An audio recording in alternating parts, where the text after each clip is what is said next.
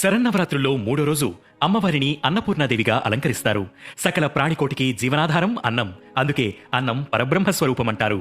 ఈ రూపంలో అమ్మ అన్నపాత్రను ధరించి దర్శనమిస్తుంది. ఆది భిక్షువైన ఈశ్వరునికి భిక్షపెట్టిన దేవత అన్నపూర్ణాదేవి. ఈమెను ధ్యానిస్తే మేధాశక్తి వృద్ధి చెందుతుంది. మధుర భాషణం, సమయస్ఫూర్తి, వాక్శుద్ధి, శుద్ధి, భక్తి శ్రద్ధలు, ఐశ్వర్యం కలుగుతాయి. మానవుణ్ణి సకల సంపూర్ణుడిగా ఈ దేవి అనుగ్రహిస్తుంది. సర్వలోకాల పోషకురాలు అమ్మ అనే అంతరార్థం ఈ అవతారంలో కనిపిస్తుంది. అమ్మ ధరించిన రసపాత్ర అక్షయ శుభాలను అందిస్తుంది. బుద్ధి, జ్ఞానాలను ఈ తల్లి వరంగా ఇస్తుంది. పరిపూర్ణ భక్తితో తనను కొలిచే భక్తుల పోషణాభారం ఈమె వహిస్తుంది. అన్నపూర్ణాదేవిని తెల్లని పుష్పాలతో పూజించాలి.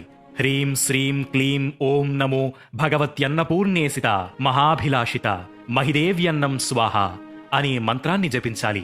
అమ్మవారికి నైవేద్యంగా దద్దోజనం, పొంగలి నివేదించాలి. అన్నపూర్ణ అష్టోత్తరం స్తోత్రాలు పారాయణం చేయాలి.